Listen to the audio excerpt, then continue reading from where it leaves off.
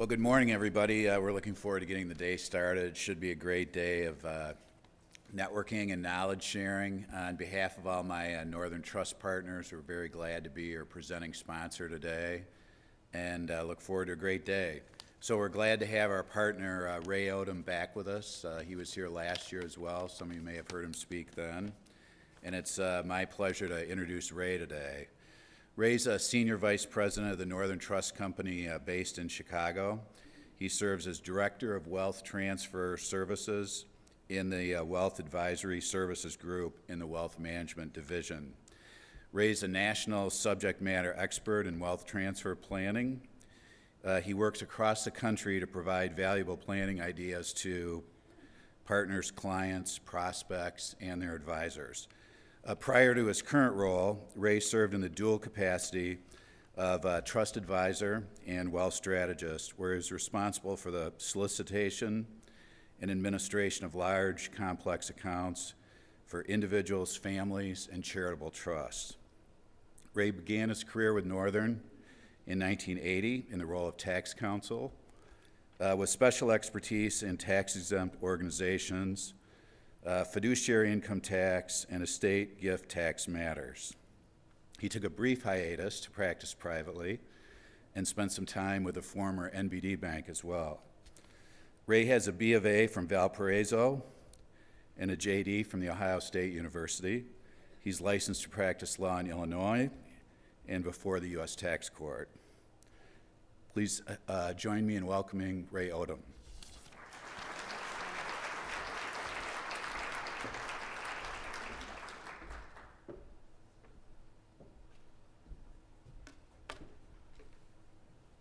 Well, the thing I'm most panicked about was the fact that I'd have to be behind the podium. So that is, get that taken care of. Which one is your presentation, sir? Mine is, Revenue ethics. no, revenue on the y-axis right there. Okay. I should click here too. Oh, so, I don't like that. Okay, I've just turned on the mic and you should be good. Yeah. I actually might go down a little.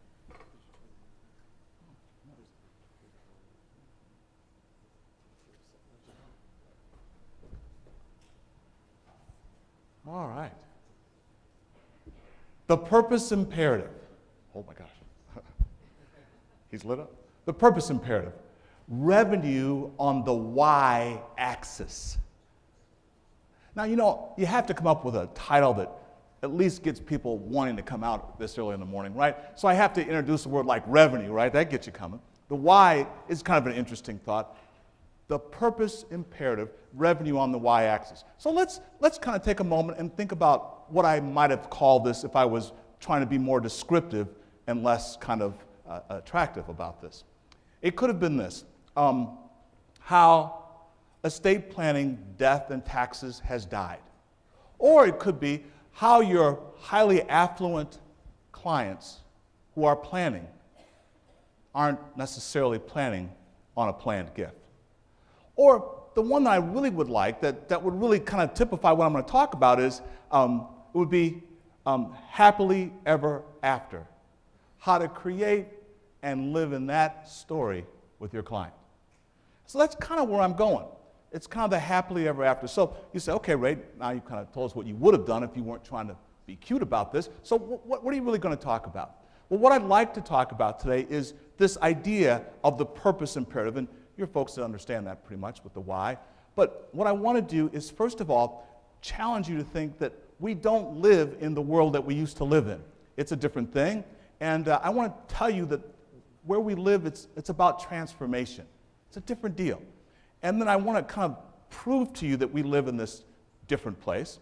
And then as I kind of prove that, what I want to do is be able to show you that what donors, prospects, advisors are looking for, what's interesting is you have the answer for it. And as I often say to people, what I want to do is turn you from being solicitors to solutions. And part of that requires that you be able to understand that when you're dealing with this whole transformational thing, that you've got to come up with a new focus. And I'm going to talk about that briefly as the why. And then to move up that y-axis, I'm going to show you how you move up that to get revenue. And then I'm going to give you a process. I call it VIM and Vigor. A VIM is just acronym for vision, intention, and metrics method. And I'm going to show you how to use VIM with vigor to get people where they need to be. And then what we're going to do is I'm going to talk briefly about a little bit about how you actually prove that you've done some of the things I'm suggesting. And I've got a clear, precise way to guarantee that if you believe what I say, that you can actuate the results that should come from that. So that's where we're going, and that's how we're going to get there. If I can get my timer ready, because one of the things that my wife tells me is I don't have something to stop me from talking. It's just not clear that I will. So, come on, work here for me. 1, 2. Great. All right, so you say, well, look, the thing that happened today is you came here with your organization, and what you're really hoping to do is you're here because you want to think about doing a new course of action. You're thinking, if I could just get a new course of action, maybe change up a couple of things, maybe get a new technique, maybe meet some people. If I could just do a little different course of action, things would work better. Well, I'm here to tell you that what you need is not a new course of action. What you really need is a new cause of action. Cause of action. You see, because actually what people are looking for, what you need to have something that tells you about the why. And once you get your why down, of course many of you know this, once you get that why down, it's so compelling. It's attractive. It'll actually make revenue chase you. It's hard to believe, but it's really true. And how do you say, Ray, how do you prove this up? I mean, this sounds like something from the business world. Yeah, it is from the business world. You see, there's this guy, Simon Sinek, and he had this book, Start With Why. And in this Start With Why concept, he says, well, most people, what they do is they tell you the what. This is what I do. What I do is I work for this organization, and when I come, I do this, and what we do is this. What we do is this. We're a college. What we do is educate people. Now, I know you're starting to get a little bored because you're thinking that that's all we do. But I know why you're going to love us, because you see, I'm going to tell you that how we do it is different from everybody else. What we do, but how we do it, we do it so different. That's how they do it. And of course, that kind of works if it's the truth until somebody catches up with your how, and then you can't do it. Let's go to the computer area that kind of demonstrates this, right? So most computer companies would say, by the way, what we do is we make computers here, and how we do it, we make our computers bigger, faster, well, it's actually smaller, faster, and colorful, and we do all those things. That's how we do it, and you should buy our computer. Would you like to buy?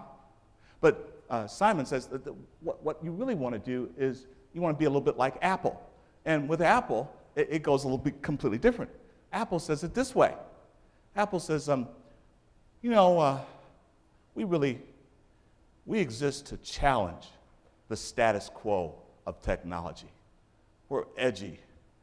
We're asking, can we be different, better? Oh, did I tell you? We make computers. Would you like to buy one? How do you feel about those two presentations, right? And so that's why people will buy and get that Apple. My son, I used to argue with him all the time. I said, dude, my Android does 4 times what your Apple phone does. But he wanted the Apple because of what it said about him. Edgy, confrontive, in the moment, pushing. Why attracts? Why attracts? Apple just puts their stamp on it.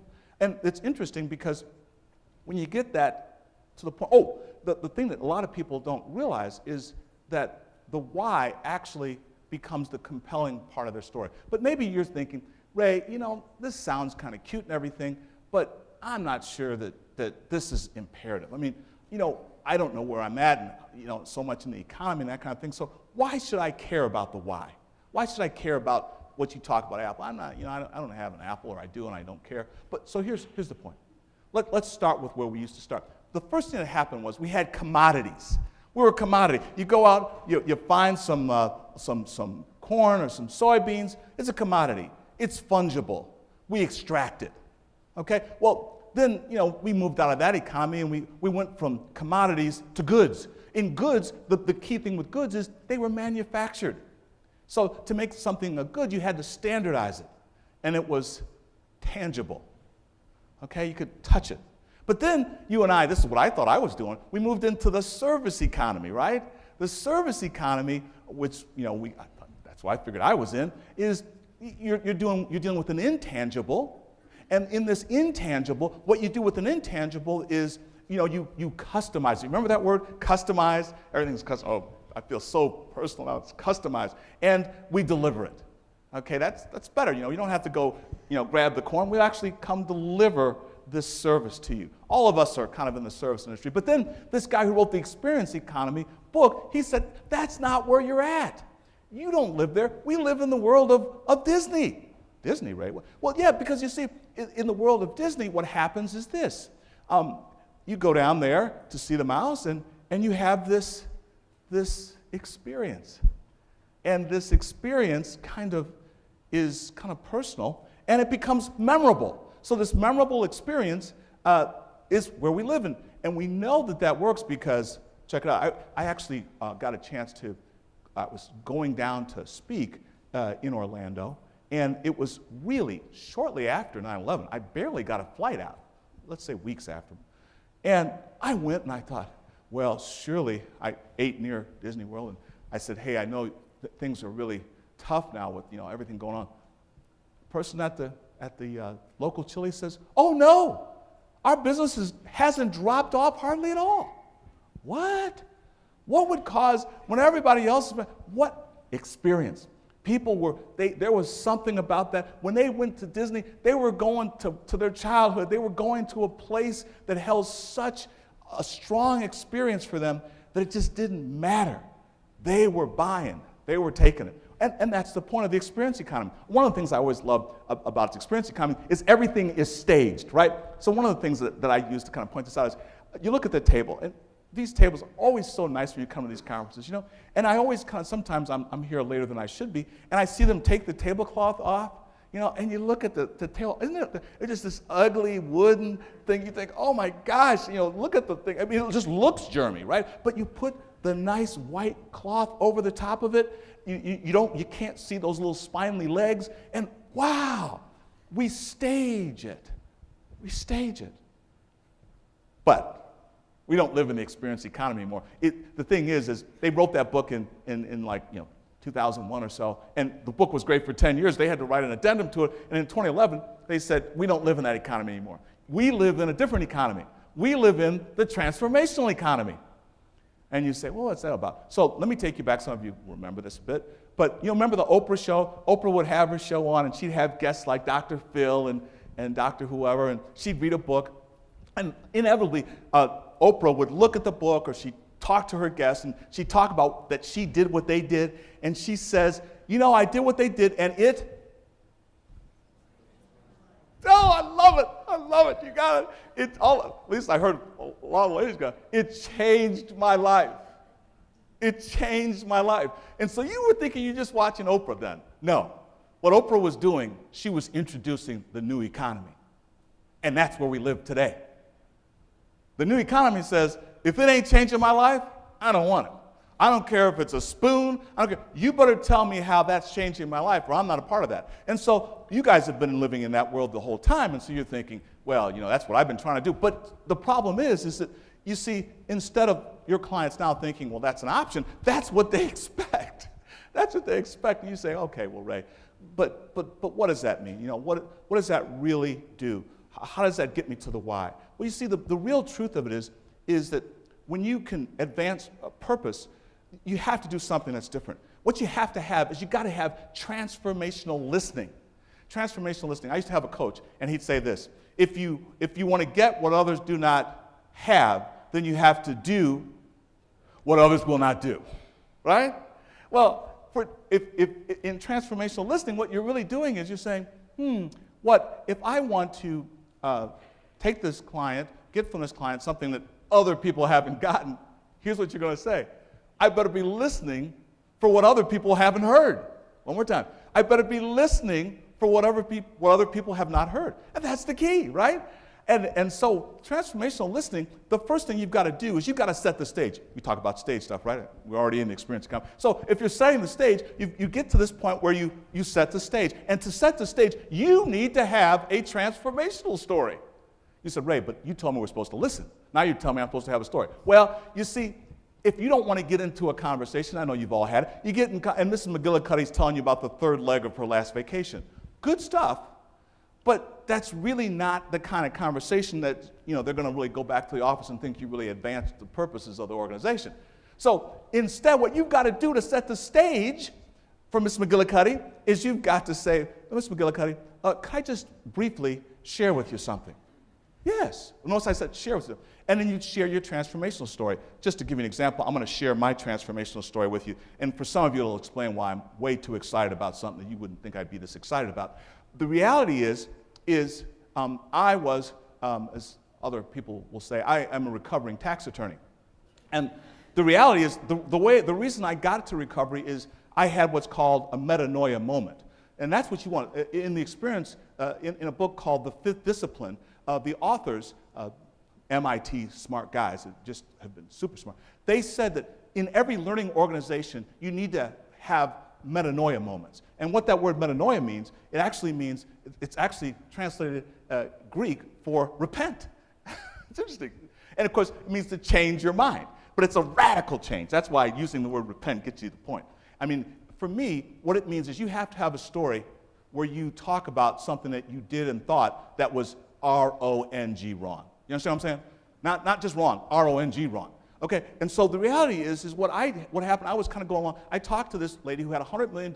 I talked to her for 5 years. Delightful lady. I've probably told you this story before, probably told it last year. She's just a wonderful lady. I was $100 million, delightful gal. But I wanted to talk to her about estate planning, how she could save $50 million of taxes. Concentrate. Come along here. Hello, Susie Q. I'm trying to save you some taxes. And all she wanted to talk about is, yeah, well, the farm, if I could, I want to help the farm. I said, the farm is, on a good day, $5 million. Okay, make it $7 million. What are we talking about? $2 million of taxes. Listen, Susie Q, come on. I'm talking about $50 million, Susie. Pay attention. Now, I've got this FLP, I've got some generation skipping plan, I've got, some discounts, I've got a conservation easement. I thought the more acronyms, the more tax codes, the more she would embrace me as the person that was the solution to everything that she ever wanted. Obviously, she did not do that. She never did any of the things I did. And Susie Q, she died on April 15th, 2010. She paid zero, one more time, zero, third time, zero estate taxes, which means I wasted 5 years of her life and my life trying to get her to do something she didn't need to do. Yes. Do you think I changed? Yes. Do you think I realized that I was R-O-N-G wrong? Yes. Is that why I'm so passionate now about you not doing the same thing? Yes, Mrs. McGillicuddy. That's my story. And I'm here, and I'd like to, share a little bit with you. Tell me a little bit about yourself. Now, you see what I've done? I've set the stage for transformation.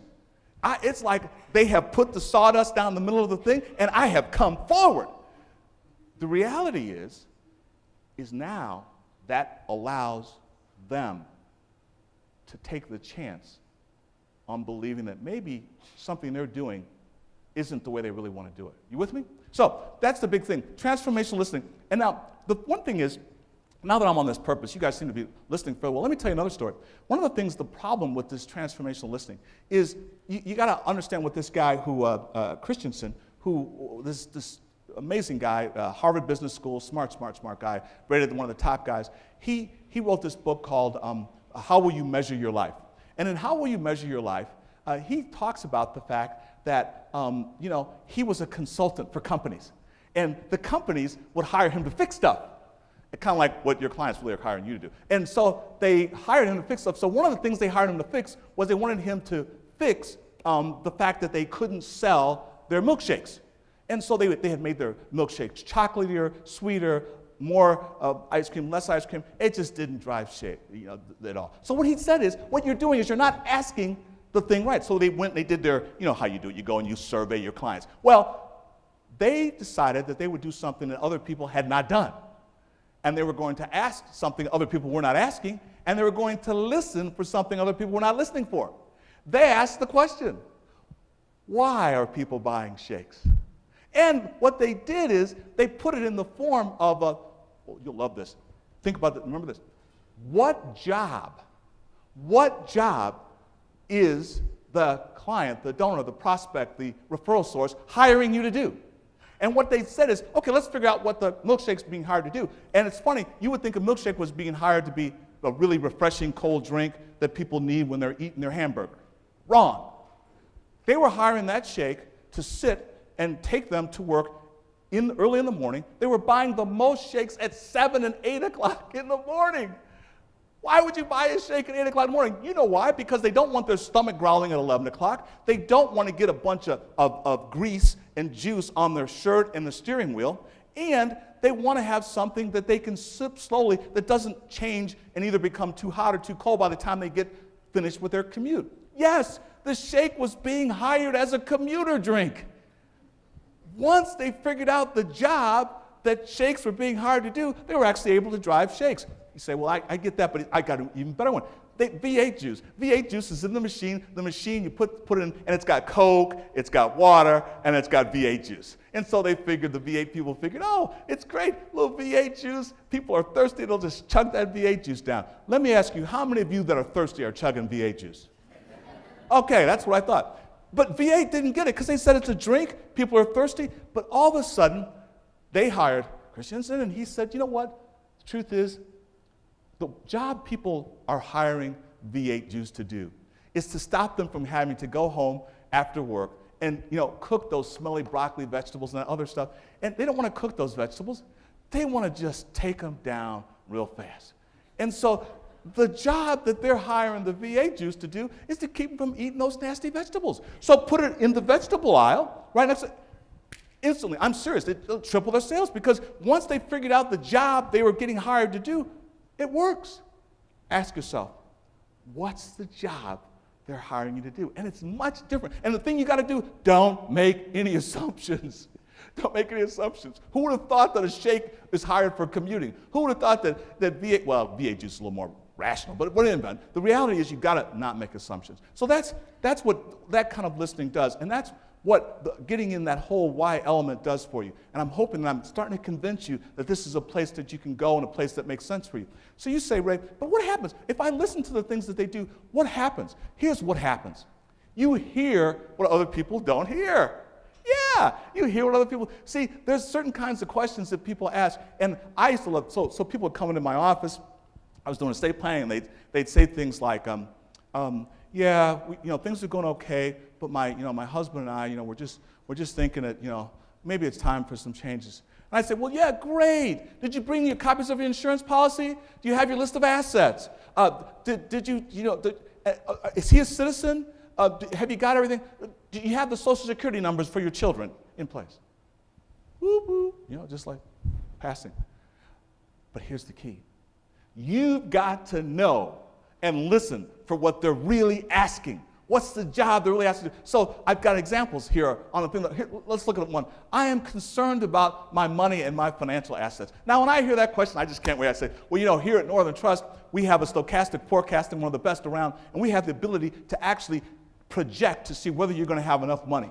And of course, most of our clients, they actually do have enough money. And so we want to get you there, and it's okay. In fact, I've got 3 or 4 people right here that can do that for you. Step right in, Mrs. McGillicuddy.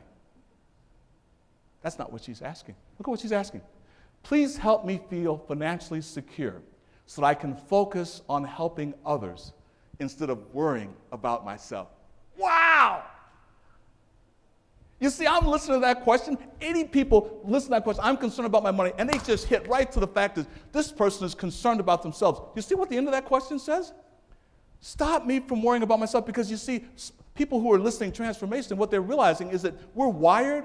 We feel good when we do what? Yes, help others. That's not, you know that to be true. You're in this business, you know that to be true. The reality is, but it's not that I'm making that up. I'm just hearing what she's saying. I don't feel financially secure. What she's saying is, help me feel secure. Help me. And by the way, that's an emotional question. It doesn't necessarily. My spouse is very important. My cat is very important. My pets are very important to me. Now, if I'm hearing that, I say, well, that sounds like a personal problem. Counseling could help. But that's not what she's really saying. What she's saying is, learn who I am willing to sacrifice for and who I will seek to protect at any expense. I have been in the room with people that honestly, in the first 4 minutes of the first 40 seconds of the conversation, the client tells what exactly is the one place you should not go. Yeah, you know, my business partner, you know, we started this business. And next thing the guy's talking about, well, have you thought about selling the business? Dude, he just told you. He's in with his partner. That's the one place that, figure it out. And then the point I'm trying to make is, it's all about listening. And here's the thing that I'm going to give you guys some bad news later on, but let me start out with some good news. The good news is, if you're in the plan-giving professionals or you're a professional that's in this area, you, by definition, have this skill set. You have this skill set in ways that other people can't imagine you have it. And the problem is that you just haven't packaged it in a way that everybody who's working with you knows that they need you. They need you for every client meeting. They need you for every event where they're around people of high net worth. They need you. You are the solution that they've been waiting for. But they don't know that they have the problem because you haven't helped them see it. Okay? You say, well, Ray, you know, that's a little far-fetched. I don't know if I kind of buy that. Well, here's the thing. We've got three groups of people. The first one is estate planning professionals. And so you say, well, Ray, you're saying that these people need us. What do they need? What's wrong with estate planning professionals? Well, you see, here's the problem with estate planning professionals. This is great. What we do with people is we tell them, I can help you avoid. You can avoid probate. You can avoid taxes. You can avoid this. You can avoid. And you know, if people could stop, they say, wait a minute. Whoever said I needed to avoid those things? So what we have to do to set this up right, we have to tell them well, you didn't know about probate, but it's really a big deal. You didn't know about estate taxes. That's the one that just kills me, right? We take hours explaining to them something that they didn't know and didn't really care about. Okay, someone's going to take my taxes when I die. Okay, I get it. I'm angry about that now. The reality is that most of the time we're focused on the wrong thing. We focus on involuntary actions. You know, the big thing I did, I've done it before, you heard me say it before, what we do is we get the client, and when we really get that moment of truth, we go, now, tell me, how much would you like to leave? Would you like to leave? Leave here, leave. Is leave a good word? No, it means to abandon and depart. I asked you last time, I'm going to ask you again. How many of you have clients who want to depart and abandon their money? Why are we using a word that means abandonment? Depart. Forget that. You know, the company I work for, we get people's money on the basis that they want to invest it. Invest it. That doesn't change just because they think they're going to die. The reality is what people have. Oh, by the way, just one quick thing. I've done it before, but I'll do it again. We have left some Northern Trust pens on your desk. Could I see the hands of all of you who might be taking that pen with you today? Okay, great. Thank you. Put your hands up. Now, here's an interesting thing. Something I know about you. By the way, thank you for taking it. That's why we put it there. But the reality is that I know something about every one of you. Number one, you got lots of pens. You don't need another pen. Number two, here's even better. If you needed a pen, you could buy a pen. Every one of you. Every one of you could buy a pen. But yet, you're going to take that pen. You know why you're going to take that pen? Because we gave it to you. That tells you something. If you are going to take that pen and hold it in your hand for no reason, think about it. It's no good reason that you're taking that pen. Really. But you're going to take it. Well, then how much more is that true of people and their assets? If they have their assets, they've been given those, add in that they've earned it? Oh my goodness. Can you see what's going on? They're just doing what you do when you take the pen. I got it, they gave it to me, I earned it, why would I give it up? Now, of course, when I bring someone next to you and I said, excuse me, sir, I was trying to take notes of this guy who's up there with the uptight bow tie. Could I borrow your pen for a second? You'd say, yeah, you can borrow my pen, not a problem. I'm not using it right now. You see what I'm saying? All I have to do is give someone a reason to give me the pen. It's not a problem at all. Not a problem at all. But until they have a reason, they don't do it. The reality is that in estate planning, we don't give people reasons. And by the way, death is not a reason. You know what I ask people? I say, what about your dying makes that gift more relevant? You know what most of them would say? Well, I don't have to fear the fact that I don't have enough. Well, let's deal with the fear then. Why don't we deal with the fear instead of dealing, because if that's not the issue. Okay. Now, the second thing is we have financial planners. I'm a CFP too. And financial planners, what we get excited about is we get to this thing called, what we at Northern Trust call asset sufficiency. That's when we prove to people that they have enough money so that they're not going to die broke, okay? And so they have asset sufficiency. These are the people who give you gifts. These are people who have money to make planned gifts. And we get to asset sufficiency, and you know what we do at that moment? We go, good. Susie Q, you can retire. And she goes, great. Is the meeting over? You say, yes. We just need some fees, some investment management accounts from you. We'll be done. That's, of course, where you want to start. You with me? Asset sufficiency is the beginning of your quest, not the end. When someone has enough money to live on, what you want to say is, so what are you going to do with the rest? My secret sauce is to go to asset sufficiency and ask the question that is the question. Once you've done that, what happens to the rest? I'm going to talk about that in a minute as asset sufficiency. But here, the key is to note that this plan giving professional just doesn't understand that what he thought was the end of the question is really the beginning. Wouldn't you love to be in the room of every financial planner who gets his client to the fact where the client goes, yeah, sure, I'll have enough to live off in the extra. Wouldn't you like that one say, hello, excuse me, could I just talk with you for a moment about the extra? But you see, in their minds, there's no purpose for that. There's no goal for that. And of course, that's the problem with the other part of me, the CFP part. Oh, but now it's time for the rest of my beloved friends here. Yes, that's you, the plan giving professionals. Let me tell you what your thing is. Remember, I started with the good news, here's the bad news. Here's what a lot of you do. No, not you all, the people who didn't come. The people who didn't come, here's what they do. What they do is they go in and they say, hey, hello, good to meet you. Let me tell you a little bit about me, and then have you tell me a little bit about me.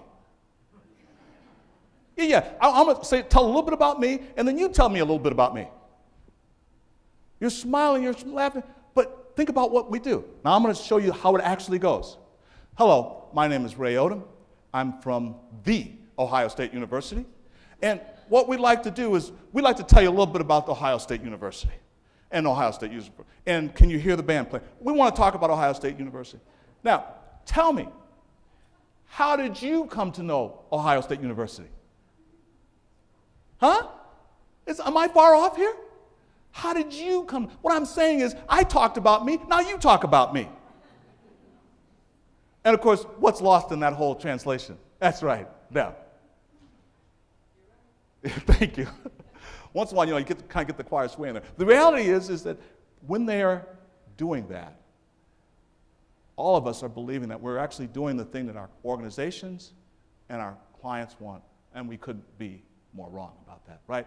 So you say, well, Ray, what happens with the people? You've talked about the professionals, but people who are listening have a problem. There's 4 groups of people, and they have some issues too. And let me show you how difficult this is. Because the first group of people that we're going to talk about is like the 1 to 3 millionaire. I call them the middle-class millionaire. Now, the problem that they have, the problem that they need you to solve, is a problem that's very interesting, because the problem they have is the very thing that made them successful. They don't spend money. And because they don't spend money, they don't spend money. And when you come in, they're thinking the reason why they don't want to talk to you is because you represent that they would have to. Thank you. So, and by the way, and what you want to do is you're telling them that they need to make this transfer of wealth, and they're saying, but that's not who I am, that's not how I'm successful. So what you have to do is what, how many of you have read Dr. Russell James and some of his materials? Anybody here, Dr. Russell? Okay, good. I need a few hands just so I know that there's credibility. Well, Dr. Russell James did this study. And what he did is he did a study, and he's a doctor because he's actually a doctor of magnetic resonance imaging, MRIs. And so what he did, because he was a planner, he got this study and he put people inside tubes and actually began to ask them questions inside of the magnetic resonance tube. And he asked them questions about estate planning. Kind of weird, but he did it. And he actually got imaging. And with magnetic resonance, of course, you get the image, the slice of the brain, and then you look at it. Then you look at the next slices of the brain and you see if there's any difference. And then when there's a difference, you can make a hypothesis about what caused that difference. And his hypothesis was if he asks a question and he gets this kind of brain activity, then he can ask another one, and if he gets different. And all he can see is when there's blood flow. And of course, many of you know this, that on the right side of our brain, that's where we do all our creative thinking and imaging. That's where our emotions are. By the way, that's the place that you make decisions. See, we actually, guys, we actually make our decisions over in the area where our emotions are. Hello, hello. And then what we do is we go over to the left side and we rationalize the decision that we made emotionally. Okay? So what he did is he did this light up thing like this. And so when he did this study, what he did is he asked him questions. He asked him words like this, like, how do you feel about legacy? Not much activity, believe it or not. We use that word. I'm good with the word. I'm not here to criticize the word, but not much. Then the other thing he did is, okay, well, what we want to do is, how about estate planning? That was there was no activity going on there. How about planned giving? Not much activity. But all of a sudden, he did what is the core of everything I'm going to say to you today. What he did is he said, could you imagine what it would be like if you were to have effectively given wealth to the people and the things that matter most? I want you to just visualize what would happen. Bam! The lights are going up. He talks about on the lingual gyrus, and all of a sudden, the book has these MRIs on, and in these MRIs, literally, there's part of the brain that he shows that it's just blood flowing to these, voxels, and those things show on the imaging as activity. You get my point? Literally, when we do an autobiographical story of ourselves, and we project that autobiographical story to say that we have an impact that we're dreaming about, happily ever after. One more time, happily ever. When we imagine that happily ever after, stuff lights up. And by the way, what part of the brain are we in now? That's right, the right side. And it's the part that's creative, emotional, right? Remember, right? And what's inside that part of the brain? What part of it? That's right. It's the decision-making part. The decision-making part of the brain is the part that's lit up because you made them do an autobiographical story. But on to see why we're not doing it. So now we're ready to talk about the entrepreneur. Now the entrepreneur, let's talk about him for a second. You know what made the entrepreneur successful? That's right, focus. She focused on that business. Oh, that's right. That's why she's not focusing on you. Because she knows that to make money, she focused on business. Oh, and by the way, especially for the he's that are doing this, the he has learned one thing that makes businesses work: control. Control. One more time. It's embarrassing to say it, but it's control. And so you want to go in and you want to tell that entrepreneur that, when you sell the business, remember so-and-so, so-and-so. When you go in, remember so-and-so, so. And he's thinking, you know what? Anytime I need to have some people come to an estate planning event and I can't get anybody, because who wants to come and talk about 3 things they don't want to do? Death, die, give away their stuff, and pay fees. Right? And avoid tax. No one wants to come to hear that, especially early in the morning. So when I really have trouble with that, I invite entrepreneurs. And we always get a lot of entrepreneurs, business owners, to show up when we talk about estate planning. Do you know why? Because the thing that they came to talk about don't die. One more time. The thing that they came to talk about doesn't die. And the reality is that's why they're willing to talk about dying, because they know the business doesn't die until they kill it. So they're all set to talk about succession planning, because you see they have a different image, a different visual. But the problem is with them that they're about control, and to give away wealth represents the exact opposite. So what you have to do again, you have to go up the y-axis. You have to get them to understand purpose. You have to give them a purpose. Oh, and then finally, well, actually 2 more. We have the inherited wealth. I know the inherited wealth people really well. Inherited wealth people, they're missing something that I'm always trying to emphasize to you. They're missing the message of the money. I just did this week. It was amazing. I was it's just Tuesday this week, and we're sitting there, a family with hundreds of millions, and this was one of the people who just got, and he only had 10, 20 million, money that's available for all of your organizations. And you know what happened? He said this: I don't really know why I got this money. I don't know what they were thinking when they gave me this. My grandpa said, nobody ever told me what I was supposed to do with it. I hear this all the time. And I dare say if I got people on the individual side of our business at Northern Trust, they would have confirmed with me. Can I get a couple of head shakes? Yes. People, it's like, yeah, I'm not really sure what I was supposed to do with this. And so what do they need? Yeah, that's right, purpose. And you can help them get that purpose by introducing them to their own life and then interpolating and then extrapolating. interpolate and extrapolate. But the reality is they're missing the message of the money. Oh, by the way, what that does is it paralyzes them. Because whether they're spendthrifts, that means they spend too much, whether they're savers, okay, or whether they're stewards, they have the same problem. They don't know why they're doing what they're doing. They're just holding a pen. They got a free pen. Somebody gave them the pen, and they're just going to hold on to it. That's what I do. I don't really know anything else to do. Trust me, this is the truth. The process that I'm talking to you today about, you say, why should I really listen to this guy? I did one thing that's relevant to your life at least, and that is I actually did the process that I'm going to talk to you about, getting a statement of intent done, and I got it with a woman that has about $300, $400 million. And finally, her husband, who was the problem, kind of saw this, and all of a sudden, they realized, yeah, I want to do something with this money so it can do some good. So 2 weeks ago, $25 million gift. $25 million, that's kind of semi-real money, and they got a lot more to give. But the whole point is what I helped her do was fill in the message of the money. What I said to her is, just start your own message. Okay, and then finally, you've got the employee executive. That's what I am, that's what a lot of us are. You know what their problem is? Their problem is they're focused on one thing that the retail people have figured out real fast in a hurry. You know the magic word starts with an R? It's the R word that now everybody's selling with now. Do you have enough for? Retirement. It's all about retirement. It's all about retirement. That's why it was good that you mentioned the IRA thing, because at least you get the word right in the middle, individual retirement account, right? So, but the problem is, of course, is that when you're focused on that, retirement is all about accumulating and then holding. Because I'm going to run out in retirement. I'm going to run out in retirement. And by the way, the big thing about retirement is to make sure I don't pay income taxes, income taxes, income taxes. Well, a person who was worried about income tax, oh, and by the way, employees, how did they get their money? Like the old 100 years ago commercial said, they earned it. So when you come as an organization, they want you to do what? That's right, they want you to earn it. So you've got to give them a different purpose, a different reason, a different place to go. So those are the 4 groups of people, and the reason why they need your purpose. They need a purpose, the one that I've told you that you need. And so you say, okay, Ray, let's say I believe it. You're beating it to death. What do we talk about? Well, let me give you something. I think this is the key word. If you can't remember any 2 things I say, remember these 2 words. Asset, destination. Oh, I just love the way it's asset, destination. So let's start. Let me start over, because I've got some portfolio managing people, and they'll really appreciate this. All you financial people will appreciate this. Let's start out with asset management, okay? We're in the money business at Northern Trust, and so what we do is first of all, we want to get asset valuation. How much are you worth? What's it about? How much are you worth? So we value the assets. Okay, asset valuation. Then when we get your asset valuation, the first thing I want to tell you is you don't want to lose that. And so what we want to do is we want to give you asset allocation. Asset allocation is risk-adjusted returns.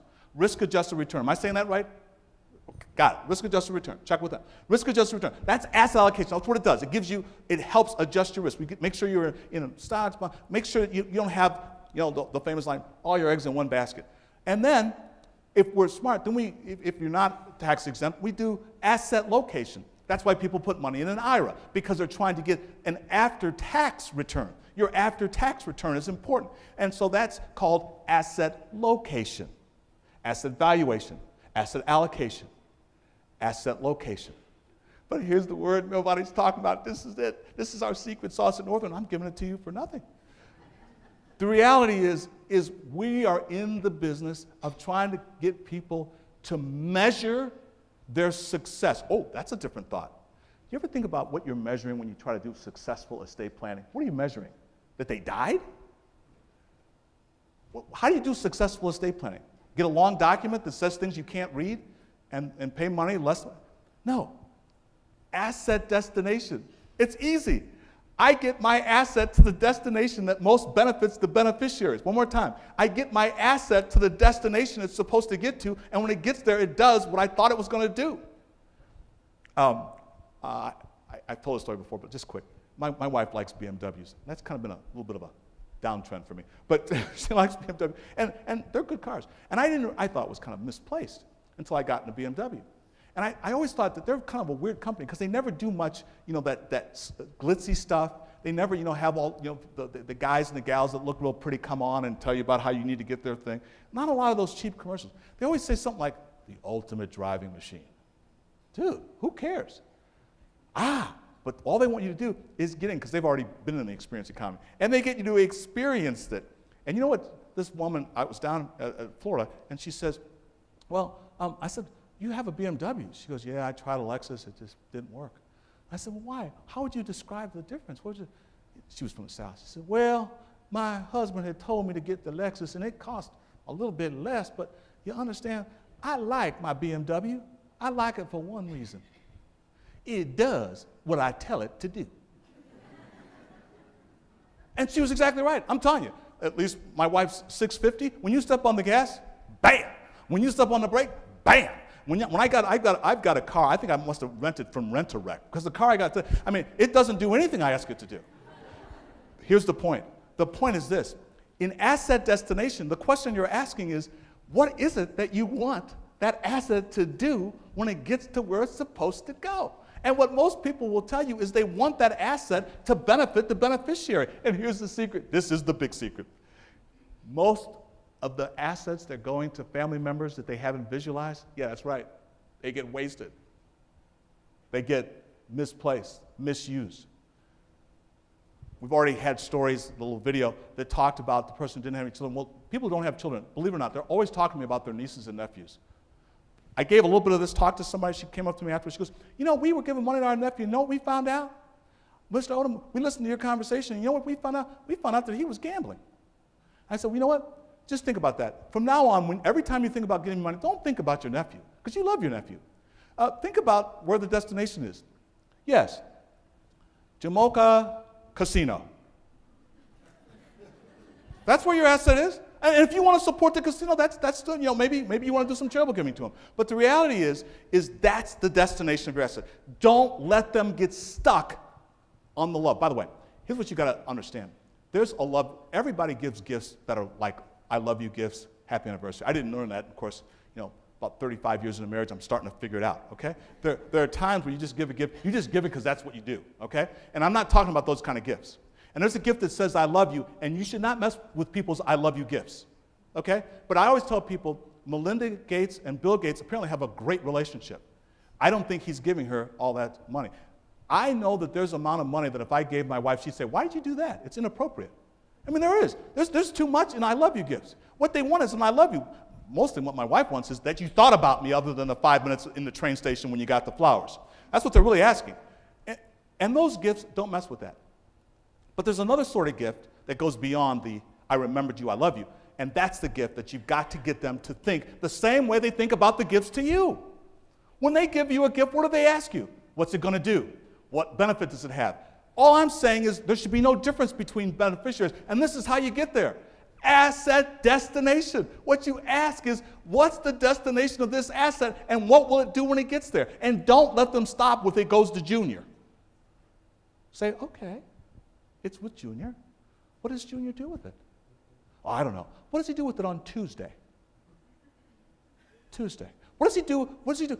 Seriously, whatever you have to do to get that person to literally do the autobiographical Dr. James Russell kind of thing. Because what you want them to do is see that when he really gets what it is that they're giving, you know what? He's 48 years old. He doesn't need more education. He's already got a doctorate and he's doing fine.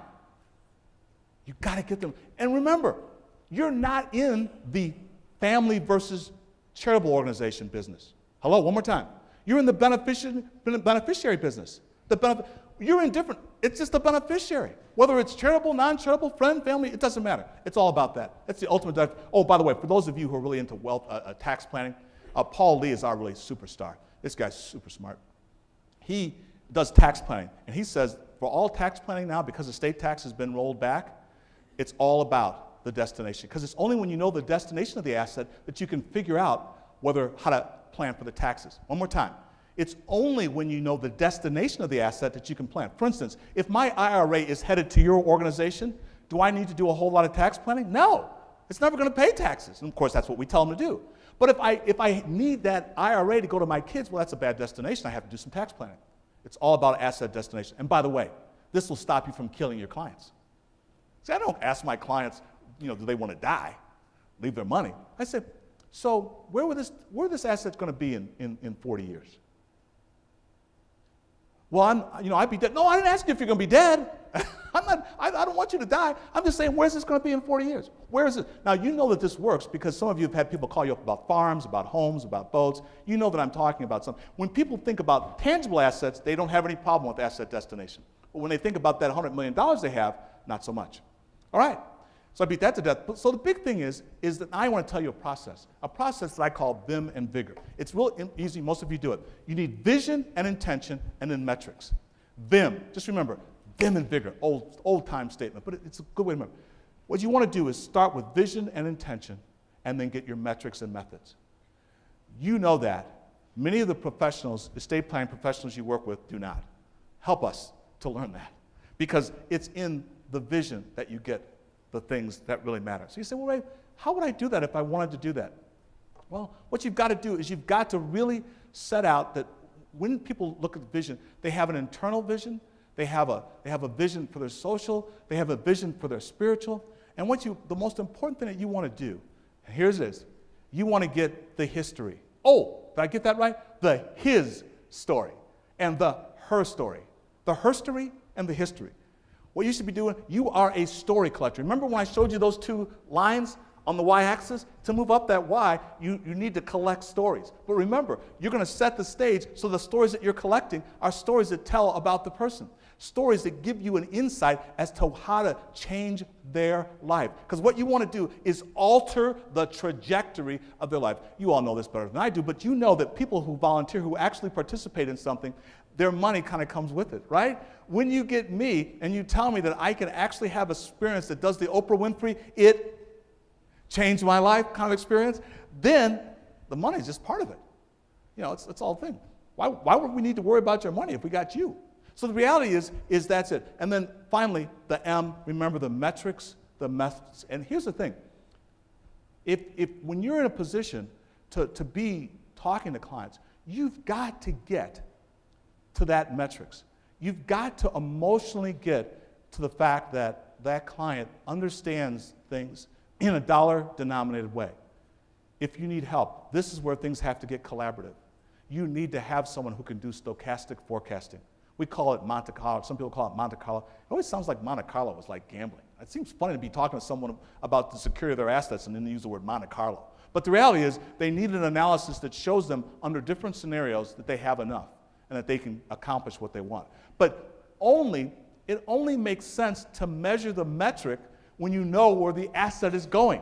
The benefit to the beneficiary. The benefit to the beneficiary. One more time. The benefit to the beneficiary. Make them tell you what it is. It's not good enough to just leave it. And you know how to do this because you do it every time you get a gift. And so what you want to do, and if you can't, here's what I get from playing. Well, Ray, I appreciate what you said, but I can't ask people what Johnny's going to do with their money because then they'll know that I'm just trying to get money from my organization. Maybe true.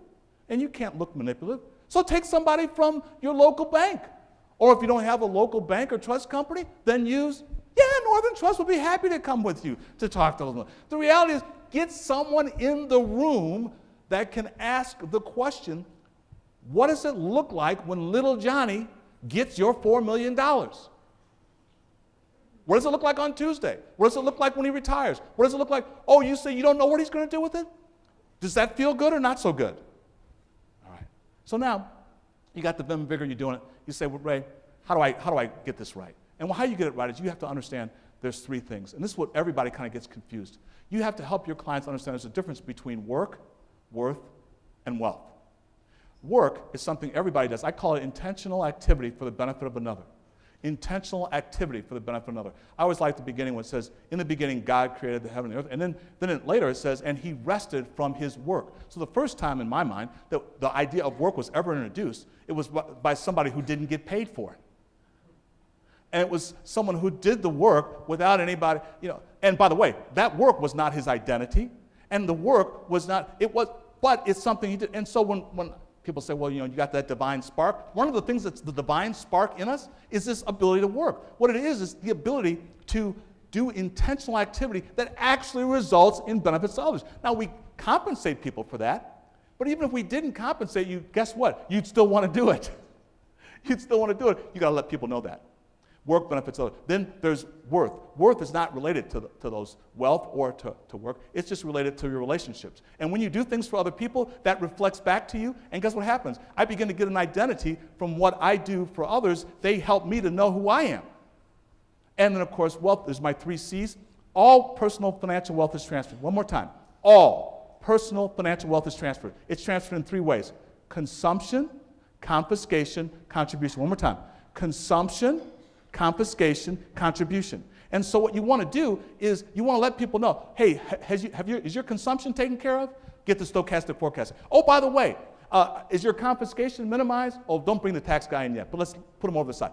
Third, oh, what are you contributing to? Oh, no, that's not a charitable term. That's not a not-for-profit term. That's not a philanthropic term. That's a term for anybody giving voluntary money to anybody. If you're voluntarily giving your money to something or someone, the question you ought to be asking is, what am I contributing to? An air band and a marijuana factory? Or am I contributing to education? And that's why people love to get to the education. You've heard me say it before. The three things. It's very important. Help them sort that out. When they get that straight, then they can begin to give you a story that you can help complete.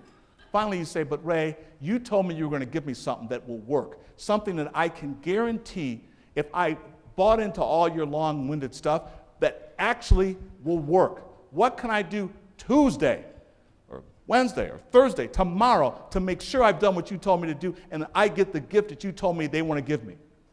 Well, you're going to light up those voxels in the gyrolingus. You're going to help them think the happily ever after story. And how are you going to do that? You're going to get them to write. Oh, better yet, you are the group that can do this. You are going to write for them.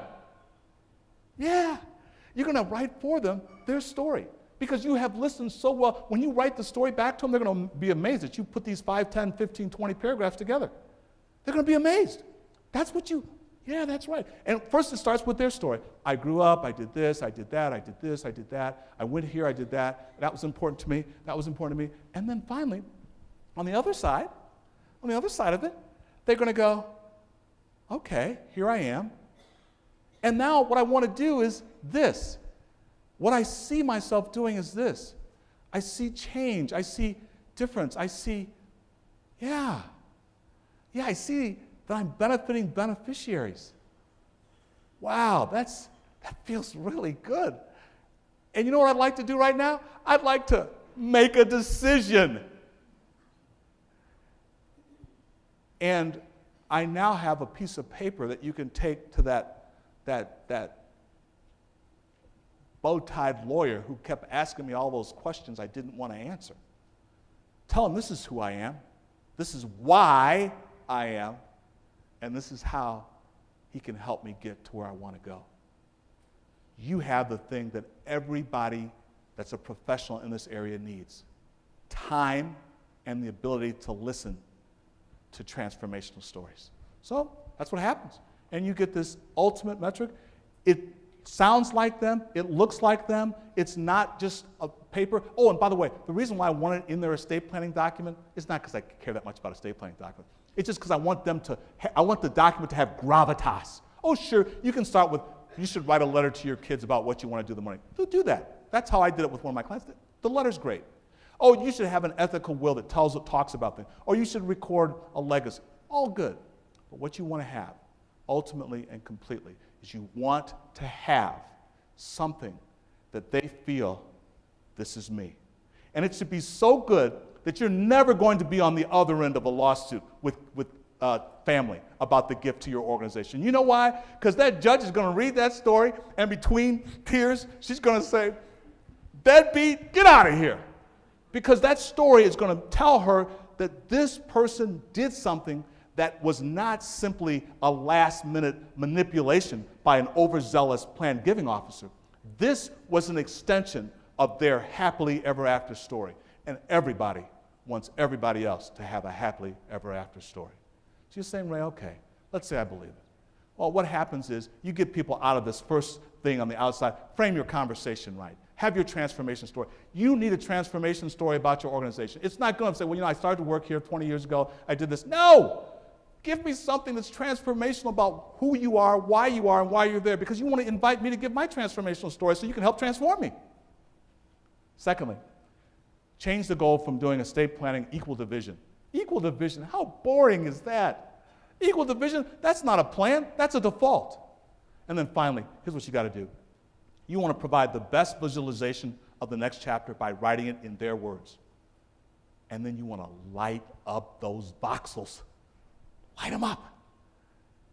And then get ready for the money. That's it. Thank you for your time.